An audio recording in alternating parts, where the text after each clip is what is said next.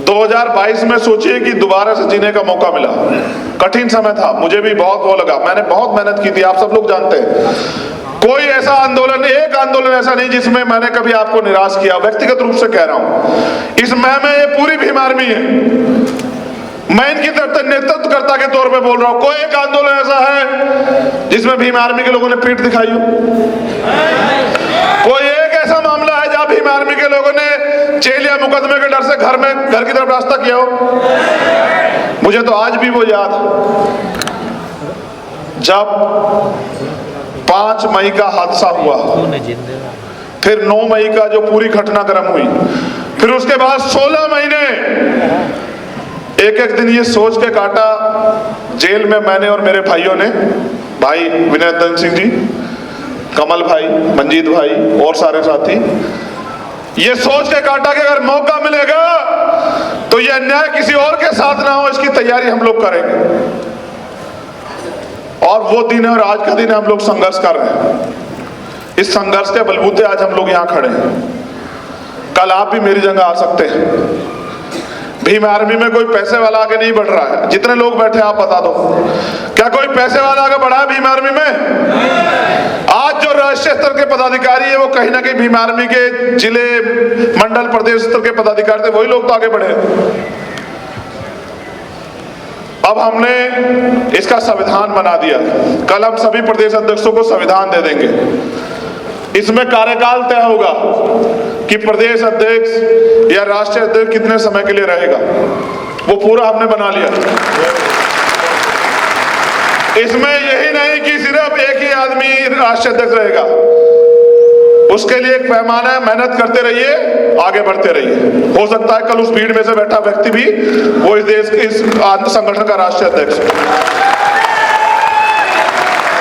शर्त एक है कि पैमाना पैसा नहीं, आपका काम और आपका अनुशासन है। अगर आप काम अनुशासन को प्रायोरिटी ना देके किसी दूसरे रास्ते से घुसना चाहते हैं तो ये तब तक तो संभव नहीं जब तक मैं, और अभी मैं कहीं जाने वाला नहीं हूं, याद रखो। अभी तो लड़ाई शुरू हुई, अभी तो इसको अंतिम दौर में लेके जाना है, अभी तो हमें अपने पैरों पे खड़ा होना है, अभी तो शुरू हुआ है। मैंने अपने ऊपर भी अनुशासन समिति, समन्वय समिति को रखा है कि अगर कल मैं भी कोई गलती करूं तो मेरे ऊपर भी कार्रवाई हो सके, क्योंकि अक्सर जिनको हम ताकत देते हैं वही लोग तानाशाह हो जाते हैं। इसलिए मैंने सारे डायरेक्शन और सारे दिशा निर्देश और मुझे भी चलाने की जो ताकत है, रणनीति बनाने की जो ताकत है, वो समन्वय समिति और अनुशासन समिति को दी कि कल कोई और डिक्टेटर ना पैदा हो जाए, वरना फिर कार्यकर्ता कभी आगे नहीं बढ़ सकता है।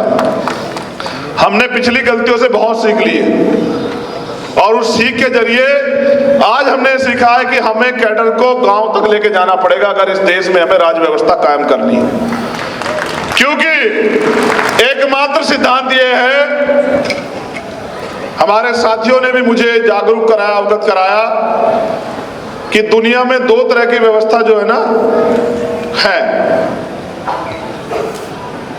कितने तरह की व्यवस्था है? एक राज व्यवस्था और दूसरी समाज व्यवस्था।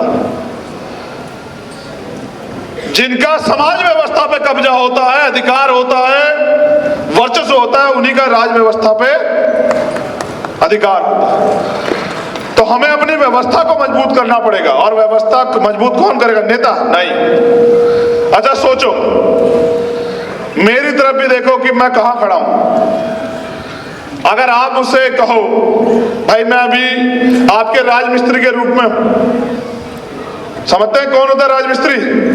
हाँ, वही हूं। अगर आप ये समझो कि राजमिस्त्री सरिया, बजरी, सीमेंट, पानी, रेत अपने घर से लाए तो कैसे हो जाएगा भाई बताओ? क्या मकान बन सकता है? मकान तब बनेगा जब समाज उसकी व्यवस्था कराएगा।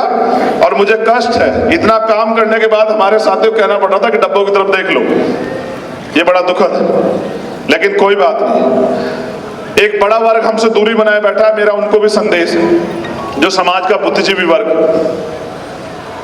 कि हम लोग काम करने को तैयार है। आप पॉलिसी बनाने की जिम्मेदारी लीजिए, आपका अनुभव, हमारा संघर्ष मिलके जो है इस देश में हम लोग राज व्यवस्था कायम करेंगे। आप बुनियाद नींव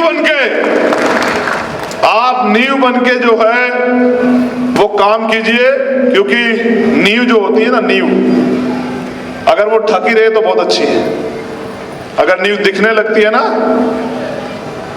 तो यानी कि बुनियाद अगर दिखने लग जाएगी तो जो निर्माण कार्य जो बन रहा है वो गिर जाएगा। इसलिए नींव को ना दिखे। जो हमारा कर्मचारी अधिकारी वर्ग है, मैं उनसे बात कह रहा हूं कि भाई अब आप भी अपनी जिम्मेदारी तैयार करो। आज दिल्ली में अधिवेशन बता रहा है कि हमने कमर कस ली है कि 2024 से पहले जो लक्ष्य मैं आपको दूंगा, टारगेट बना जो मैं आपको दूंगा, उसको पूरा करके हम हर कीमत पे यहां भारतीय जनता पार्टी को सरकार बनाने से रोकेंगे। क्योंकि इस भारतीय जनता पार्टी की सरकार ने एक एक करके हमारे सारे अधिकार वापस जो है छीन के और मनुस्मृति को इस देश में लागू करने का जो है मन बना रखा है। और वो रोज इस बात को, उनके धार्मिक गुरु, उनके सामाजिक लोग, वो लोग इस बात को कहते भी रहते हैं। इसलिए क्योंकि गुलामी नहीं सहनी है, इसलिए भीम आर्मी की जिम्मेदारी बनती है कि जो भीम आर्मी को काम दिया गया है वो उस काम को करे, और वो काम कैडर के माध्यम से हम लोग बता भी रहे हैं। अब टारगेट सुन लीजिए, मैं आपको टारगेट बता रहा हूं, नोट कर लीजिए सभी प्रदेश अध्यक्ष और कार्यकर्ता साथी भी नोट कर लें। इन टारगेट को पूरा करना है 2021 से 2022 तक, 22 से 23 तक। हम 2022 में 1 साल के अंदर टारगेट है, बताओ मदद करोगे नहीं करोगे? बताओ, जो जिम्मेदारी मिलेगी उसका पालन करोगे? नोट करो, ये टारगेट है हमारा 1 साल का। जब अगला राष्ट्रीय अधिवेशन होगा तो हम हिम्मत से कह सकते हैं कि हमने क्या किया। मैंने तो सोचा था कि आज हमारे प्रदेश अध्यक्ष बताएंगे कि मेरे प्रदेश में 55 जिले हैं, मैंने 54 में संगठन बना दिया, बहुत मजबूत संगठन, और मैंने 1000 से ज्यादा मामलों में अन्याय के खिलाफ लड़ाई लड़के न्याय दिलाया। लेकिन हमारे प्रदेश अध्यक्ष अभी वही बात करते रहे कि हमने 1 मामले में न्याय दिलाया, 2 मामले में। बिना संगठन के संघर्ष हो ही नहीं सकता ना। ये जो प्रदेश अध्यक्ष हैं वो नोट कर लें, फिर मैं आपको यहाँ आपको बुलाऊंगा कि आप संकल्प भी लेंगे मेरे साथ कि हम इसको करके दिखाएंगे, ठीक है? आजाद समाज पार्टी के लोग भी, जो हमारे नेतागण हैं, वो भी इस बात को नोट कर लें। जो घोषणाएं कर रहा हूं उनको पूरा करके दिखाओगे नहीं दिखाओगे? बताओ, बेइज्जत तो नहीं करवाओगे इस देश में मुझे? पहली घोषणा, हमें प्रदेश में 5 प्रदेश स्तरीय लीडर तैयार करने हैं। हमें प्रदेश में 5 प्रदेश स्तरीय लीडर तैयार करने हैं। समय परिस्थिति के अनुसार उनको कार्य करने का मौका देना। जैसे अगर ए फेल हो जाता है तो उसका काम बी करेगा, बी फेल हो जाता है उसका काम सी करेगा, सी फेल हो जाता है उसका काम डी करेगा। 5 ऐसे प्रदेश स्तरीय नेता होने चाहिए जो अपने दम पे प्रदेश की सरकार को हिलाने की हिम्मत रखते हो और अपने संगठन को चलाने की हिम्मत रखते हो। एक नेता से काम नहीं चलेगा।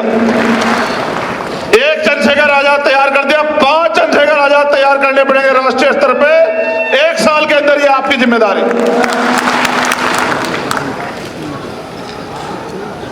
हर जिले में हमें कम से कम 10 ट्रेनर्स तैयार करने हैं जो कैडर देने का काम करेंगे। प्रत्येक जिले में 10 ट्रेनर मिशन 78 के सहयोग से जो कैडर देने का काम करेंगे। 1 साल का टारगेट है 2023 तक हर जिले में। और कैडर देना सीखिए, पहले कैडर लीजिए फिर देना सीखिए। और जिस दिन आप कैडर को आत्मसात करेंगे उस दिन आप असली मिशनरी बनेंगे। रोजगार से युवाओं को, बहनों को, भाइयों को कैसे जोड़ना है, इसका प्रोग्राम हमें अपने अपने प्रदेश में बनाना पड़ेगा। कोई भी भर्ती, कोई भी नियुक्ति निकलती है, बैकलॉग निकलता है, तो हमें उसके लिए टीम बना के अपने युवाओं को जागरूक तैयार करना पड़ेगा कि ये भर्ती आई है, आप लोग इसको वो करो, या बिजनेस मॉडल बना के अपने लोगों को रोजगार से जोड़ना है।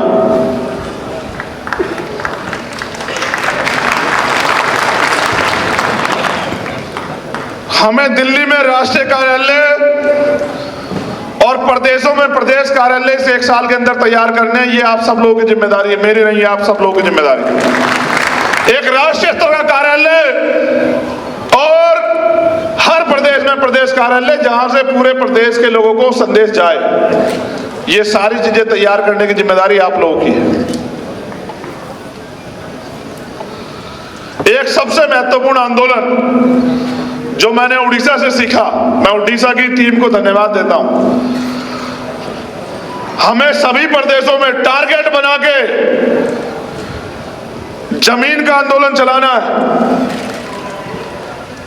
आप दोनों नोट नहीं कर रहे भाई?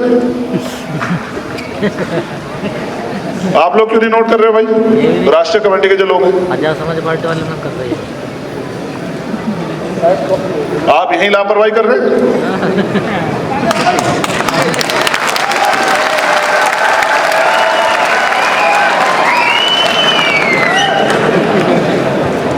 कल किससे पूछते फिरोगे? नहीं, राष्ट्रीय कमेटी के लिए भी कहा है सब लोगों को, नीचे बैठे हुए, सबको नोट करना है। ये नहीं कर रहे। काम तो आप ही लोग करवाओगे ना, कहां से करवाओगे जब आपको काम ही नहीं पता होगा? हमें सभी प्रदेशों में जमीन का आंदोलन चलाना है। गौर से सुने, हिले ना। Hello. SC, ST, OBC minority के कितने लोगों पे खेती और रहने के लिए जमीन है, हमें इसकी डिटेल तैयार करवानी है। और जहां नहीं है, हम आंदोलन चला के सरकार से SC, ST, OBC के लोगों को खेती के लिए जमीन और रहने के लिए जमीन दिलाने का काम जो है ना, हम राष्ट्रीय स्तर में करेंगे। इसका पूरा डाटा दिल्ली से लेके और जम्मू से लेके उड़ीसा, झारखंड, तेलंगाना, केरला, कर्नाटका, सब जगह का होना चाहिए। ये प्रदेश के अध्यक्षों की जिम्मेदारी है।